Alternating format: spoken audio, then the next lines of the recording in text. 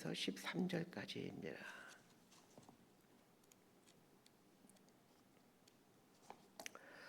이사야서 6장 1절에서 13절까지 말씀 번갈아 가면서 읽습니다.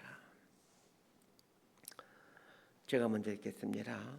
우시야 왕이 죽던 해에 내가 본즉 주께서 높이 들린 보좌에 앉으셨는데 그의 옷자락은 성전에 가득하였고 스랍들이 모시고 섰는데 각기 6날개가 있어 그 둘로는 자기의 얼굴을 가리었고 그 둘로는 자기의 발을 가리었고 그 둘로는 날며 서로 불러 이르되 거룩하다 거룩하다 거룩하다 만군의 여호와여 그의 영광이 온 땅에 충만하도다 하더라. 이같이 화답하는 자의 소리로 말미암아 문지방의 터가 요동하며 성전의 연기가 충만한지라. 그때 내가 말하되 화로다 나여 망하게 되었도다.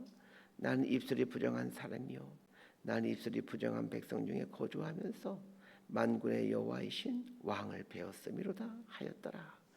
그때 그 스랍 중에 하나가 부젓가락으로 제단에서 집은 바 핀 숯을 손에 가지고 내게로 날아와서 그것을 내 입술에 대며 이르되 보라 이것이 내 입에 닿았으니 내 악이 제하여졌고 내 죄가 사여졌느니라 하더라.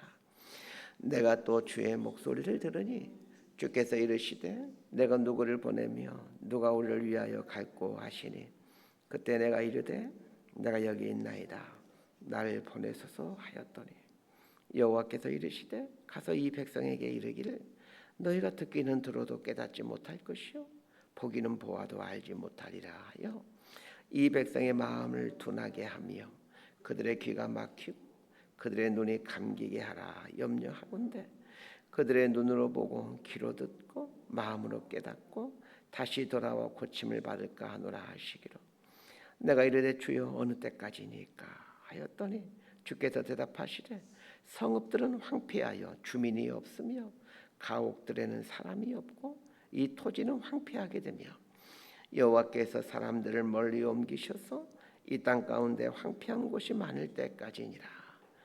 13절 함께 읽습니다. 그 중에 10분의 1이 아직 남아있을지라도 이것도 황폐하게 될 것이나 밤나무와 상수리나무가 폐임을 당하여도 그 그루터기는 남아있는 것 같이 거룩한 씨가 이 땅의 그루터기니라 하시더라. 아멘. 신약 성경에서 시편 다음으로 많이 인용되어진 성경이 이사야서입니다. 특히 메시아와 관련해 많이 인용되곤 하죠. 그래서 이 출애굽기 당시 이사야서를 가리켜 제5복음서이다 이런 별명이 붙어 있었습니다. 그만큼 이사야서는 이 예수님에 대한 많은 예언이 담겨 있는 성경입니다.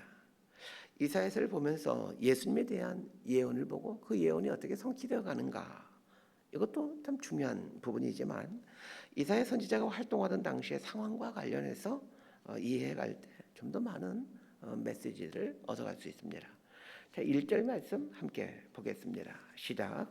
우시야 왕이 죽던 해에 내가 본즉 주께서 높이 들린 보좌에 앉으셨는데 그의 옷자락은 성전에 가득하였고 이사야라는 말은 원래 발음대로 하면 예사야후입니다. 이 말은 여호와는 구원이시다라는 말입니다. 재미있는 것은 이 이사야서를 한 문장으로 압축해서 정리한다라면 이사야라는 이름의 뜻처럼 여호와가 구원자이시다라고 할 수 있습니다. 이사야는 대부분의 선지자들과는 달리 그 신분이 귀족 신분입니다. 당시의 정치에 깊은 해안이 있는 사람이죠. 그래서 이사야서에는 이스라엘 백성들이 어떻게 하나님을 섬겨야 되는가 이런 내용을 다루기보다는 이스라엘의 정치가 어떠해야 되는가, 경제는 어떠해야 되는가와 같은 이런 어떤 그 정치, 사회, 경제, 문화와 같은 이런 부분들을 참 중요시하게 다뤄지고 있습니다. 특별히 이사야가 활동하던 시기는 이 국제 정세가 급변하고 있는 아주 불안정한 시기였습니다.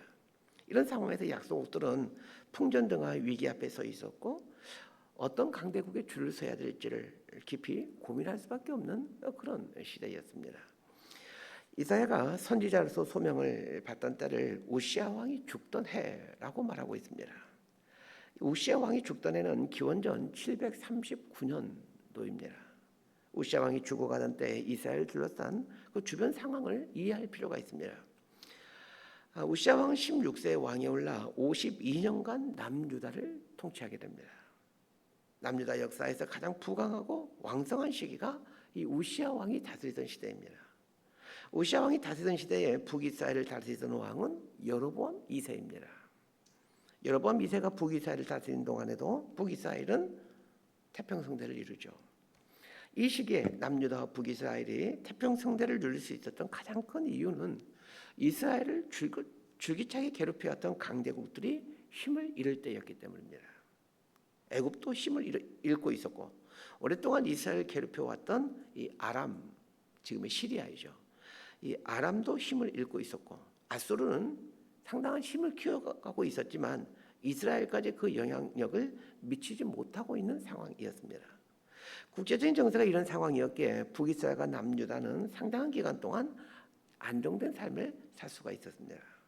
그런데 우시아 왕 통치 후반부터 상황이 달라지기 시작합니다. 우시아 왕이 죽기 전 아수르는 가장 호전적인 왕인 디글랏 빌레셋이 통치자가 되어 그 세력을 확장해 가고 있었습니다. 우시아 왕이 죽던 해가 기원전 739년도인데 우시아 왕이 죽은 후 17년 후인 722년도에 북이스라엘이 아수르에 의해 멸망당했다라는 것을 생각한다면 이 아수르가 얼마나 공격적으로 성장하고 있었는지 그리고 얼마나 호전적으로 주변 나라들을 삼켜가고 있었는지를 짐작할 수 있게 됩니다. 그런 면에서 우시아 왕이 죽던 해라는 말은 이 아수르의 이 세력이 급격하게 팽창하고 있던 위기의 상황이다라는 것을 알게 됩니다. 그나마 우시아 왕은 하나님을 경외함으로 남유다를 견고하게 만들어 갑니다. 자, 이런 훌륭한 왕이 죽게 되자 남유다 사람들은 큰 위기의식을 느낄 수밖에 없었습니다. 훌륭한 왕이었던 우시아 왕이 죽게 되고 포악한 아수르는 호시탄탄 이스라엘을 향해 삼키려고 하는 이런 상황이 이사야가 소명을 받던 당시의 상황입니다. 자, 1절에 보니까 우시아 왕이 죽던 해에 내가 본즉 주께서 높이 들린 보좌에 앉으셨는데 그의 옷자락은 성전에 가득하였고 이렇게 말합니다. 분명 우시아 왕은 훌륭한 왕이었습니다. 그리고 그 훌륭한 왕이 죽었기에 남유다는 위기임이 틀림없습니다. 그런데 이때 이사야가 본 것이 무엇입니까? 하나님이 높은 보좌에 계시는 것을 봅니다.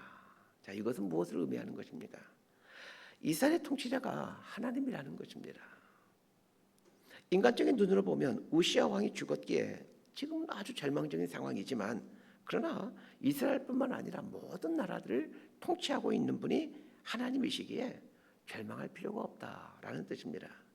그렇습니다. 우리 인생에는 종종 절망의 상황이 펼쳐지곤 합니다. 실직으로 인한 경제적 위기, 또 건강의 위기, 또 자녀의 위기 등등 수많은 절망스러운 상황들이 펼쳐지곤 합니다. 그때마다 우리가 보아야 될 것이 있습니다. 높은 보좌에 계신 하나님입니다. 모든 것이 그분의 섭리 속에 있다는 것을 볼 줄 알아야 합니다. 자, 2절에서 4절까지 말씀 함께 보겠습니다. 시작. 스랍들이 모시고 섰는데 각기 6 날개가 있어 그 둘로는 자기의 얼굴을 가리었고 그 둘로는 자기의 발을 가리었고 그 둘로는 날며 서로 불러 이르되 거룩하다 거룩하다 거룩하다 만군의 여호와여 그의 영광이 온 땅에 충만하도다 하더라. 이같이 화답하는 자의 소리로 말미암아 문지방의 터가 요동하며 성전의 연기가 충만한지라. 하나님께서 높은 보좌에 앉으셨고 스랍들이 하나님 곁에 서 있습니다. 이 스랍이라는 말은 높은 지위에 있는 천사들 이렇게 생각하시면 크게 틀리지 않을 것 같습니다. 하나님을 최측근에서 모시고 있는 천사들을 이 스랍이라고 표현하고 있습니다. 이 천사들의 모습을 묘사해주고 있는데 천사들은 각자 6 날개가 있는데 2개의 날개는 얼굴을 가리고 있었고 2개의 날개는 발을 가리고 있었고 2개의 날개는 날고 있었다라고 말하고 있습니다. 하나님 곁에 있는 이 스랍들의 모습은 우리에게 많은 것을 시사해 줍니다. 2개의 날개로 얼굴을 가리고 있다라는 말은 자신을 드러내지 않는다라는 말입니다. 그러면 누구를 드러낸다라는 말입니까? 하나님을 드러낸다라는 말입니다. 얼굴은 영광을 의미합니다. 사람들은 자신의 영광을 감추고 있습니다. 우리도 마찬가지입니다. 자신의 영광을 구하지 말아야 합니다. 하나님의 영광을 드러내며 살아야 합니다. 두 번째는 두 날개로 자신의 발을 가리고 있다라고 말하고 있습니다. 이 발은 부끄러움을 상징합니다. 사막 지역인 이스라엘 사람들에게 발은 늘 더러운 먼지가 묻어 있는 곳입니다. 그래서 부잣집에는 손님들의 발을 씻겨준 종이 따로 있을 정도입니다. 스랍들은 자신의 날개로 발을 가리웁니다. 이것은 부족함, 더러움, 불경건함을 감추었다라는 말입니다. 마찬가지입니다. 우리 삶의 더럽고 추한 모습이 나타나지 않도록 해야 됩니다. 이 세 번째는 두 날개로 날고 있다라고 말하고 있습니다. 날고 있다라는 말은 일한다라는 말입니다. 날개의 본래의 기능이 날개하는 것이지 않습니까? 이것은 순종을 말합니다. 순종, 헌신 이런 걸 말하죠. 두 날개를 펴고 있다라는 말은 하나님께서 말씀하시면 순종하겠다라는 표시입니다. 우리도 일해야 됩니다. 주님 말씀하시면 제가 나아가겠습니다. 제가 순종하겠습니다. 이런 자세가 필요합니다. 사람들은 날개로 얼굴을 가리고 발을 가리고 날고 있으면 동시에 하는 게 있습니다. 하나님을 찬양하는 것입니다. 거룩하다, 거룩하다, 거룩하다 만군의 여호와여. 이렇게 하나님을 찬양하고 있습니다. 이것은 예배의 삶을 말합니다. 이사야 6장에 등장하는 이 스랍들의 모습과 행동은 하나님 백성들의 삶이 어떠해야 되는지를 알려주고 있습니다. 그리고 하나님이 얼마나 영광스러운 분이신지 높으신 분이신지를 말해주고 있습니다. 자, 5절에서 8절까지 말씀 함께 봅니다. 시작. 그때 내가 말하되 화로다 나여 망하게 되었도다. 나는 입술이 부정한 사람이요 나는 입술이 부정한 백성 중에 거주하면서 만군의 여호와이신 왕을 배웠음이로다 하였더라. 그때에 그 스랍 중에 하나가 부젓가락으로 제단에서 집은 바 핀 숯을 손에 가지고 내게로 날아와서 그것을 내 입술에 대며 이르되 보라 이것이 내 입에 닿았으니 내 악이 제하여졌고 내 죄가 사하여졌느니라 하더라. 내가 또 주의 목소리를 들으니 주께서 이르시되 내가 누구를 보내며 누가 우리를 위하여 갈고 하시니 그때 내가 이르되 내가 여기 있나이다 나를 보내소서 하였더니 이사야 선지자가 이 놀라운 광경을 보자마자 고백하는 게 있습니다. 화로다 내가 망하게 되었도다. 난 입술이 부정한 자요 입술이 부정한 백성 중에 거하면서 하나님을 보게 되었다라고 말합니다. 하나님을 만난 사람의 첫 번째 특징이 자신의 죄인됨을 보는 것입니다. 하나님을 보게 되면 내 죄가 보이게 됩니다. 그래서 사도 바울이 그의 신앙이 깊어가면 깊어갈수록 그의 영성이 더욱더 깊어가면 깊어갈수록 그의 맨 마지막 책인 디모데후서에서 내가 죄인 중에 괴수이다 라고 고백하는 겁니다. 하나님께 가까이 가면 갈수록 내 죄가 분명하고 더 크게 보여지기 때문입니다. 왜 우리가 하나님 앞에 자꾸 나가야 하는 것입니까? 내 죄를 분명하게 보기 위함입니다. 하나님에게서 멀어지면 내 죄가 보이질 않습니다. 그런데 내 죄가 보이질 않으면 위선자가 됩니다. 내 죄가 선명하게 보일수록 구원이 시작됩니다. 자신의 심각한 죄인이라는 것을 인정하는 순간 어떤 일이 발생합니까? 하나님 곁에 있었던 스랍 중에 하나가 제단에서 핀 숯을 가지고 와서 이사야 선지자의 입술에 댑니다. 그리고는 너의 악이 취하여졌고 네 죄가 사해졌다라고 말합니다. 여기서 주의해서 보셔야 될 것이 있습니다. 스랍이 어디서 이 핀 숯을 가지고 오는지를 보아야 합니다. 제단에서 핀 숯을 가지고 옵니다. 제단이란 재물을 잡는 곳이죠. 그런데 지금 이 환상이 펼쳐지는 곳이 어디입니까? 성전입니다. 성전의 제단이란 재물이 죽어서 태워지는 곳입니다. 그렇다면 제단에서 가지고 온 핀 숯이란 무엇을 의미하겠습니까? 예수 그리스도의 보혈을 의미합니다. 그리고 제단은 예수 그리스도의 십자가를 의미합니다. 예수님이 제물되어서 죽으시고 피 흘리신 곳, 그곳이 제단입니다. 그런데 그 예수님의 피가 우리의 죄를 사해 주시고 깨끗게 해 주신다는 것입니다. 예수 그리스도의 보혈의 피로 죄 사함을 받고 구원의 은총을 경험하게 되면 그 다음에 받게 되는 것이 있습니다. 사명입니다. 이사야의 죄가 사해졌습니다. 그러자 하나님께서 누가 나를 위해 갈고 말씀하십니다. 이때 이사야가 내가 여기 있나이다.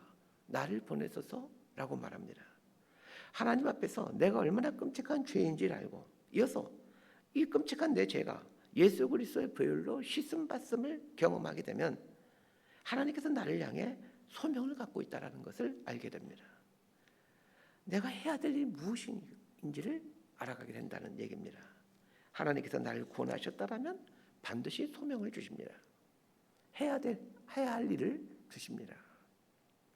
그래서 할 일 없는 그리스도인은 없습니다.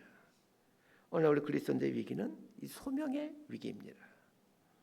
자신이 그리스도인이라고 구원받은 사람이라고 말은 하지만 소명이 없습니다.